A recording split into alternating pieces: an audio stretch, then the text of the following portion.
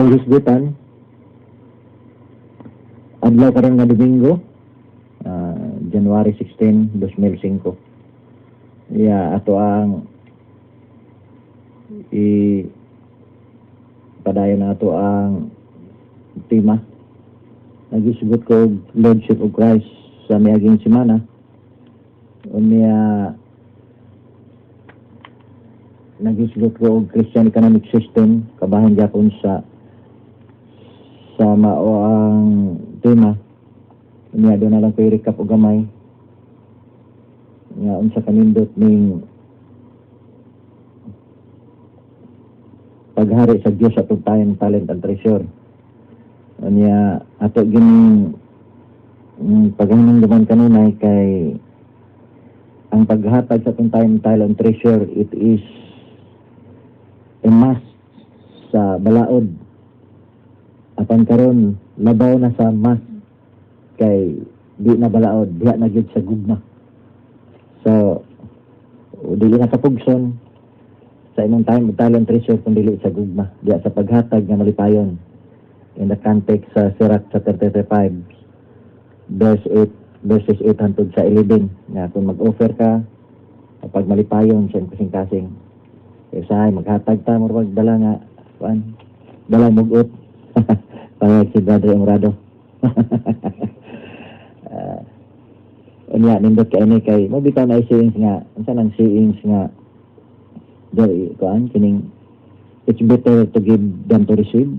Kanang sayings nakuha na sa David na tubod sa Acts of the Apostles chapter 20 verse 35, pero dili mao ang kuan, pero kanang sayings na nigamot kay ang Acts 20 verse 35 nag-exhort nga there is more happiness in giving than in receiving. I repeat, there is more happiness in giving than in receiving. Una nga kanindot gyud diha. Ani ako na tong hisgutan ang ato ang acknowledging the source kay kini atong gihatag nabitaw sa kuan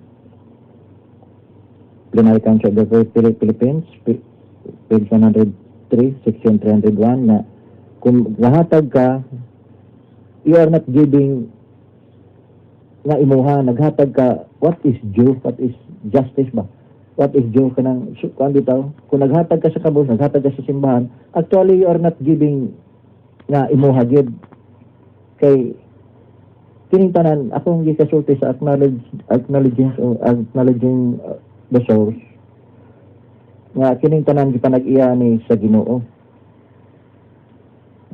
Akong gikotong Salmo 24 nga iya ang kalibutan ug ang tanan nagpuyo niini. Unya akong gikotong Roma chapter 11 verses 33 and verse 33 and verse 36 nga iyahan ning tanan nitubod ang tanang grasya diya sa iyang presensya. Unya giklaro sa letter of Paul to Colossians chapter 1 verse 16 nga through him nitubod ang tanan. Muna nga way problema kay ang ato ang resources walay pagkahubas atong resources. Unya siya manggihatagon, positibo nga kabubuton sa Dios nga siya manggihatagon. Kay God is a God that cannot be outdone in generosity. Basig nakakita kag tawo nga manggihatagon kaayo sa kinsay imong hibaw-an nga manggihatagon, tingali si Mother Teresa tanang o kahibawan ba nimo, pero ang Dios dili malupigan sa himatagay, pero naa siya manual ining ato ang gisgutan nga economic system. Kuan ni review ni gamay ha para nga mahibaw-an nato kay tingali niya malimtan nato ang kadtong managing lawig sa atong pagsibya nga perting pagkaninduta ang ato ang dagan sa atong pagsibya. Na akong gisgutan atong daghan ang mosulbar sa ekonomiya sa tibuok kalibutan o din sa Pilipinas, daghan mosulbar nga mga sistema. Unya ang kadtong hinumdumo kadtong capitalist na ilang system sa capitalist nga sa ilang economic system nga katong daloob supply and demand nga when the demand is great, the supply is less. When the supply is great, the demand is less. Muna nga ang ilaha kung gi-review lagi ito nga increase the supply para nga way problema ang ekonomiya mo to nga kung gisulti itong daghang mga economist atong late President Marcos economist pa siya unya ang iyang gibuhat increase the supply mo tong iyang mga project nga Masagana 99 kakuan mo ato Masagana 99 maay kay ito ang plataporma sa usa sa iyang mga plataporma sa economic nga mga kasulbaran itong Masagana 99 pero mo lagi ug ang Dios dili maghari sa kasing-kasing sa tao ang tao mo'y maghari-hari sa iyang kaugalingon napalpak ang Masagana 99 nawala ang Masagana ang sinabilin 99 utong ang samahang nayon katong samahang nayon akong gisulti nga gibasa to sa mga expert sa economic expert ito sa gawa sa nasod naka suggest sila nga this work is a work of a genius. This work is a work of a genius. Katong samahang nayon. Kaya maayo kayong pagka-arrange. Pero unsay tabo sa samahang nayon, lalong sumama ang nayon. Nga naman, ang tao nga nagbuhat ni adto nahimo umang wala man mahimong instrumento sa kalambuan, nahimo mga instrumento sa kapakyasan o katong mga tao nagpalibot sa atong presidente. Una nga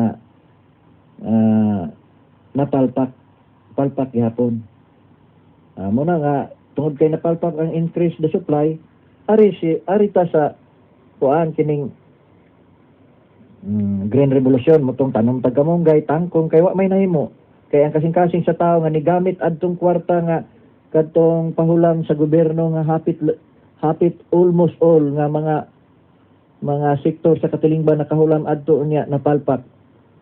Muna nga napalpak kay napalpak ang increase the supply arita sa decrease the demand kadtong ni kuan ang programa nga artificial birth control kuan atong condom pills niya worse gyud nga kuan abortion ligation by the way na natural kuan at natural birth control gyapon sa gitugod sa simbahan giabagan sa simbahan pero kanagong gisigutan nga artificial birth control di man na good kabubuton sa Ginoo sa to parto kay dili kabubuton ang kasing-kasing sa tao siya ay naghari kung desisyon siya ining mabutanga I repeat ha ang tao lay nagdesisyon di ba man gigamit sa hagbay na gigamit hagbahantod karong panahon na gigamit ning condom pills abortion pero unsay hitabo mo gihapon gubot kasamok kining naagihapon ang laom nga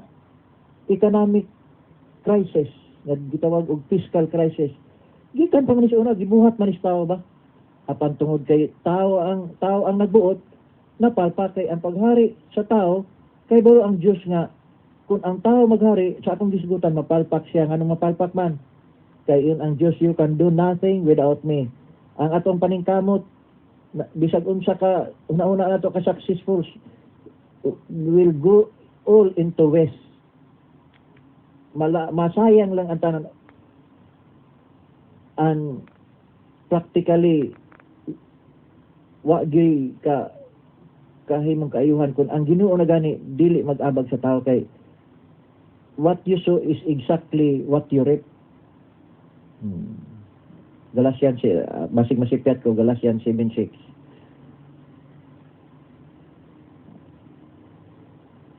Sirach 26:7 you will know the tree by its fruit. Una nga atong bunga sa ato ang kining mga kasalanan artificial birth control nga dili kabubuton sa Dios.